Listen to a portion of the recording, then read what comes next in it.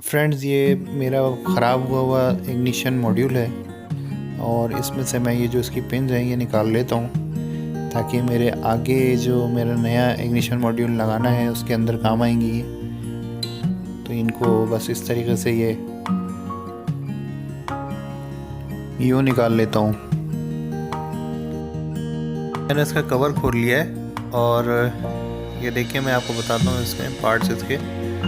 और इसका solenoid valve भी मैंने ओपन कर लिया है। यहाँ से गैस पाइप के ज़रिए आती है और इस वॉल्व के अंदर आती है। ये सोलोनॉइड वॉल्व मैंने ओपन कर लिया है। इसकी भी मेंटेनेंस कर दूंगा। ये सोलोनॉइड है, ये गैस को इन और आउट करता है। जिस वक्त हम अपना वाटर खोलते हैं, टैप वाटर खोलते हैं, उस वक्त गैस इन और आउट यहीं से ही होती है।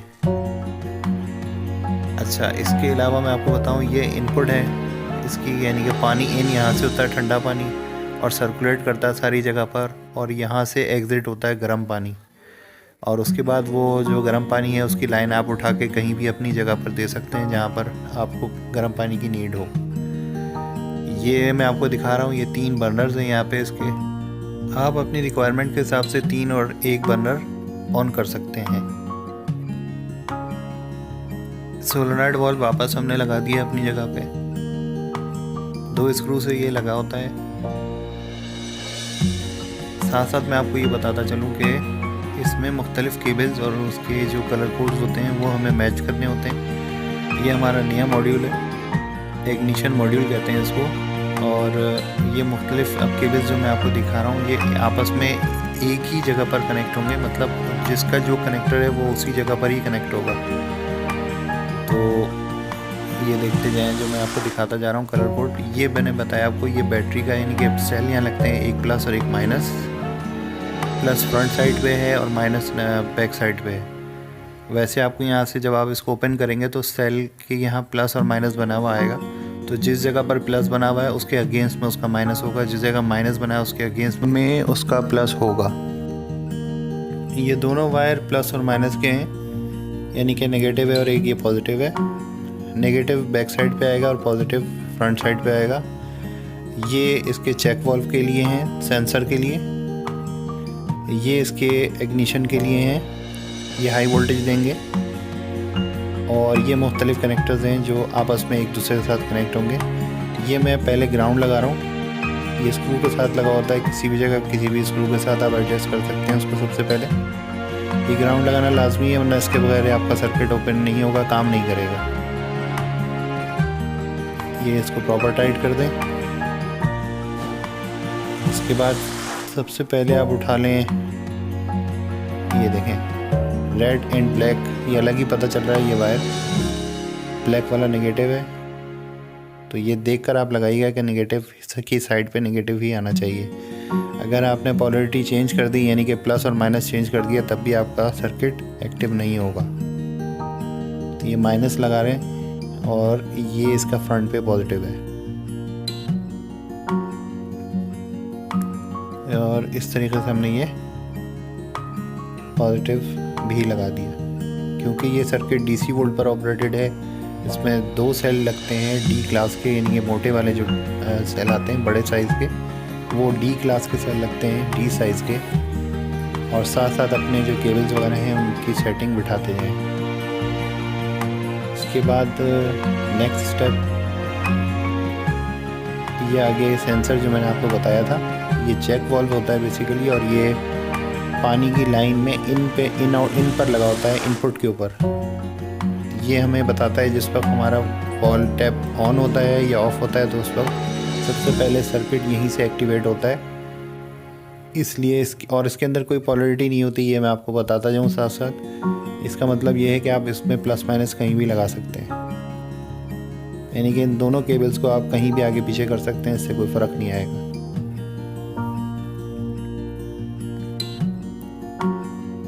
और साथ साथ अपने केबल्स की सेटिंग बनाते जाएं ताकि फिर एंड में प्रॉब्लम ना हो।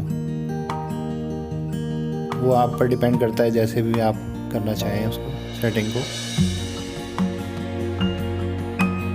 इसके बाद नेक्स्ट स्टेप, ये देखें, ये मैं आपको इसलिए दिखा रहा हूँ कि इसमें 3 कलर हैं, येलो, ब्लैक एंड रेड। तो येलो, ब्लैक एंड रेड पे ही लगेगा ये बहुत आसान है सब करना। ये आप खुद भी कर सकते हैं, कोई ऐसा मसला नहीं है कि इसके लिए किसी इलेक्ट्रीशियन को बुलाया जाए या फिर ये कि आप 500 और 700 रुपये कम से कम दे के जो है वो ये काम करवाएं।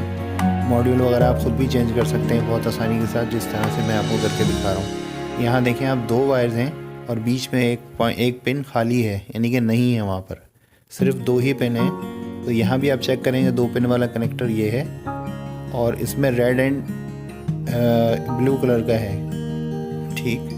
लेकिन इसमें भी देखें आप तो बीच में एक पिन नहीं है। तो ये ध्यान रखना है कि 2 पिन का है तो 2 पिन का ही लगेगा, बीच में एक पिन दोनों की ओपन है, यानी कि बिल्कुल है ही नहीं। तो जब नहीं है तो फिर कोई मसला नहीं है, केबल आप उसी हिसाब से लगा दें। इसके बाद नेक्स्ट स्टेप हम ले लेते हैं। ये जो तीनों केबल्स हैं हमारे पास, ये हाई वोल्टेज केबल्स होते हैं जो कि इग्निट करते हैं और इसी बिहाफ पे जो है वो हमारे फ्लेम ऑन होते हैं।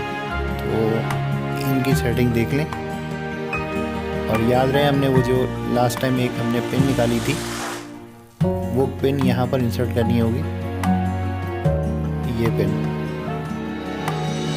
क्योंकि इसी के थ्रू ही बेसिकली स्पार्क होता है। तो इसको इस तरह से इंसर्ट कर लें अपने केबल्स के साथ, बस ये इस तरीके से इंसर्ट हो जाएगा। इंसर्ट होने के बाद जहाँ इसकी ये जगह है जहाँ मैं भी लगा रहा हूँ, यहाँ पर आपने सेटिंग से लगा देना है इसको।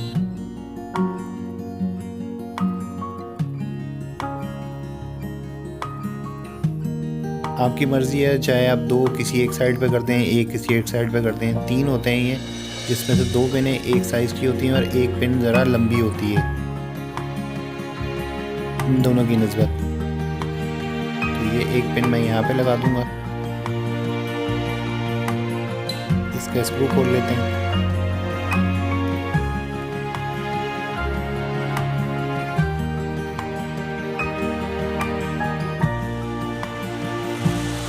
इस तरीके से ये अपने जो इसका एक कैरियर सा बनाया हुआ है उसके अंदर इंसर्ट हो जाती है और आराम से फिट हो जाती है। अच्छा, इस पिन को लगाते हुए एक चीज़ का ख्याल रखिएगा कि ये बहुत ज़्यादा गैप भी ना हो और बहुत कम भी ना हो गैप, इतना हो कि करीब से यहाँ से स्पार्क हो जाए, क्योंकि यहाँ स्पार्क जितनी जल्दी होगा जितना अच्छा होगा उतनी तेज़ी से फ़ौरन से फ्लेम आपकी जो है वो हो जाएगी, फ्लेमिंग हो जाएगी और आपके जो बर्नर हैं बर्न हो जाएंगे। ये एक फिट हो गया। इसी तरीके से दूसरा और तीसरा करना है। अब दूसरा और तीसरे की मैंने पिक्चर डाल दी है, ये देखें, ये हो गया 3।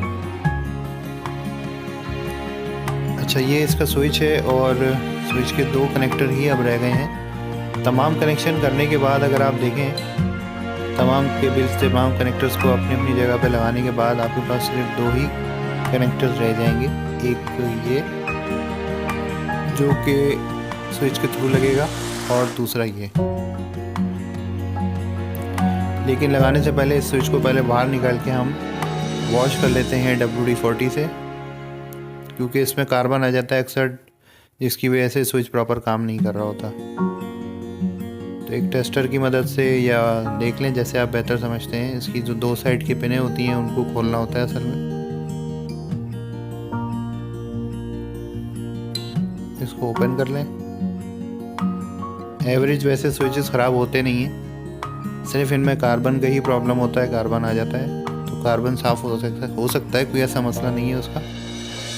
इस स्विच को आप पहले ओपन कर लें, चाहे तो आप ये पिन का इस्तेमाल कर लें इसको ओपन करने के लिए। मैं इसलिए थोड़ी एहतियात कर रहा हूँ कि ऐसा ना हो कि इसकी जो पिन हैं दोनों साइडों की वो टूट ना जाए, क्योंकि प्लास्टिक की होती हैं वो। और इस तरीके से आपने ये ओपन कर लेना है। इसमें एक मेटल की पिन आएगी, एक ये पट्टी होगी असल में जिसके ऊपर कार्बन आता है। ये मैं आपको दिखाता हूँ, ये देखें, ये इस तरह से होनी चाहिए। ये मेटल की प्लेट होती है छोटी सी, इसको WD-40 लगा के या पेट्रोल से या मिट्टी के तेल से या किसी भी चीज़ से आप इसको वॉश कर सकते हैं। उसके बाद एंड में आप कपड़े से इसको साफ़ कर लें।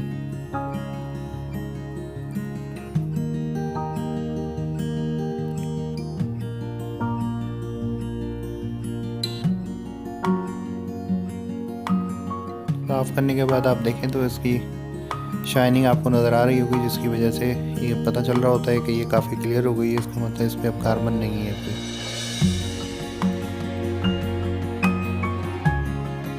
ठीक है, इसी तरीके से अब इसके जो अंदर वाली जो दोनों पॉइंट्स हैं जो कि आपस में कनेक्टिविटी बनाते हैं, उनको भी साफ़ कर लिया जाए। ये देखिए दो अंदर के पॉइंट्स हैं।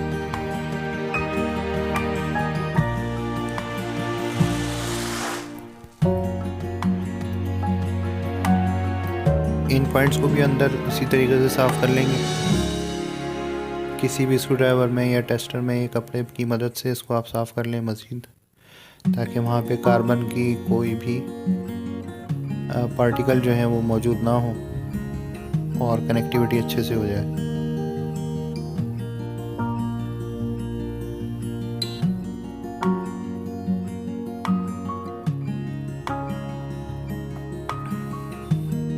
अब आप देख रहे होंगे कि वहाँ भी इसी तरह से शाइनिंग आ रही है, जिस तरह वो प्लेट मेटल की जो थी वो साफ़ हो गई थी, यहाँ भी ऐसे ही साफ़ हो गया ये। अब इसको लगाने का आसान सा तरीका है, सबसे पहले मेटल की प्लेट को इस पर अपनी जो इसकी सीट है, जो इसकी जगह है, जो इसकी प्लेस है, वहाँ पर बिठा दें।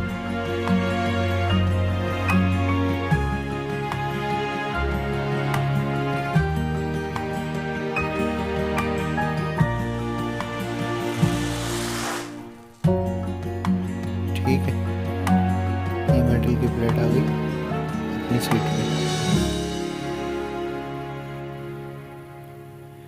और इसको चेक कर लें एक दफ़ा। ये देखें,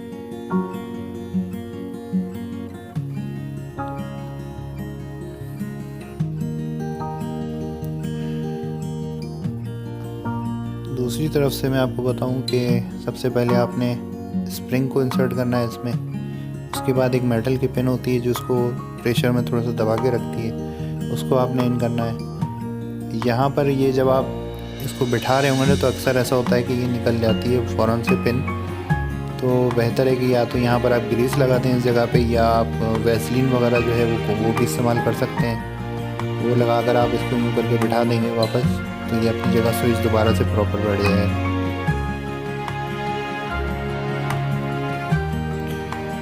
जो मैंने आपको बताया, बस अब आपने इसको अपनी प्लेस पर बिठा देना है स्विच को, और इसमें पिन भी लगी है, और यहाँ पर मैंने थोड़ी सी वैसलीन का इस्तेमाल किया है।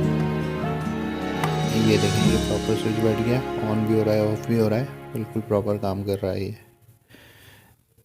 अब हम आगे चलते हैं और इसको स्विच को अपनी जगह पर प्लेस कर देते हैं जहाँ ये बॉडी में प्लेस होता है।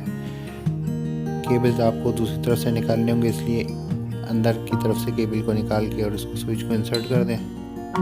लास्ट मैंने आपको बताया था कि दो ही कनेक्टर आपके पास रह जाएंगे, उन दोनों कनेक्टर्स को आपस में कनेक्ट कर दें। ये इधर हो जाएगा कनेक्ट, और दूसरा ये जो रह गया है लास्ट वन, यहाँ हो जाएगा कनेक्ट। अब हमारी तमाम वायरिंग कंप्लीट हो गई है। टाइम टू चेक कि हमने हर चीज़ अगर सही की है, प्रॉपर की है, तो ये ऑन होना चाहिए।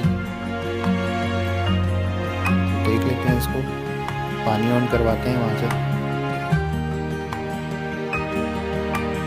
ये गीज़र असल में मेरी गैलरी में लगा हुआ है, मेरे घर की गैलरी में लगा हुआ है, और ये देखें ये ऑन हो गया और यहाँ स्पार्क भी आ रहा है। ठीक है, इसका मतलब इग्निट भी कर रहा है, प्रॉपर हमारे कनेक्शन है, इसी वजह से इग्निशन भी ऑन हुआ है, अदरवाइज़ ये ऑन ही नहीं होगा। और यहाँ रेड लाइट भी जल गई है, ये देखें।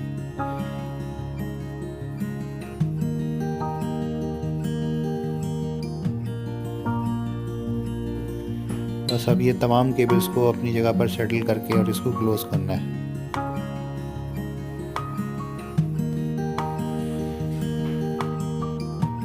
बस ये इसके बाद हमने इसकी बॉडी को प्रॉपर तरीके से माउंट किया है। ऊपर की तरफ इसमें क्लिप्स हैं और नीचे की तरफ स्क्रू हैं। तो बाकी हमने तमाम केबल्स वगैरह को अंदर सेट करके और उसी तरीके से फाइनली स्क्रू लगाने की हम सेटिंग बना रहे हैं कि वो इसकी जो अपर बॉडी है वो प्रॉपर तरीके से इसके चेसिस में बैठ जाए, फिट हो जाए। ये प्रॉपर इंसर्ट हो गई।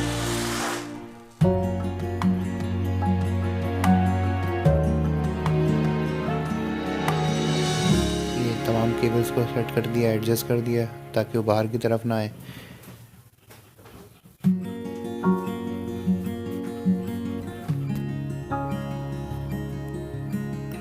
अब इसके बाद इसमें स्क्रू हमने लगा देना है।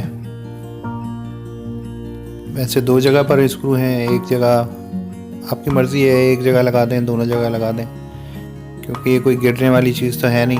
बहरहाल एक स्क्रू से मैंने इसको लगा दिया है। वैसे ऊपर 2 क्लिप जो इसके प्रॉपर हैं उस पर माउंट हुई हुई है पूरी बॉडी उसकी फ्रंट की, और फिर उसके बाद आगे फ्रंट पे नोज़ल आ जाते हैं, तो कोई ऐसा इशू नहीं होता गिराने वाला। वैसे भी ये गैलरी में लगा हुआ है मेरे घर की। फिर उसके बाद अब बस गैस की लाइन रह जाती है जो हमें अटैच करनी है। इससे पहले हम एक जाली होती है इसके अंदर वो लगाएंगे। ये बेसिकली फायर बैक अरेस्टर भी होता है एक तरीके से, और दूसरा ये भी होता है कि पाइप वगैरह में अगर कोई कचरा वगैरह होता है तो गैस के ज़रिए फिर वो अंदर नहीं जाता। दोनों बातों से बेहतर होता है ये, इसलिए ये जैसे ही जाली लगी हुई है इसी तरीके से लगा के और ऊपर से गैस का पाइप को टाइट कर देंगे।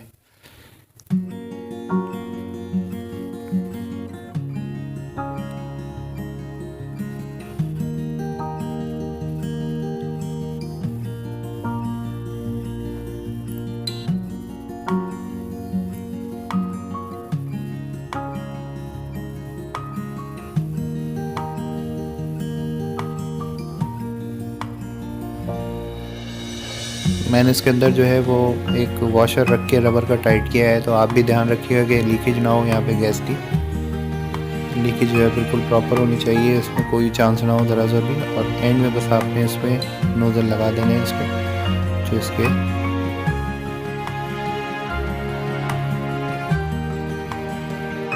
हाँ ये प्रॉपर बैठ जाते हैं इसमें। होपफुली फ्रेंड्स आपको ये वीडियो पसंद आई होगी। टिल देन अल्लाह हाफिज़।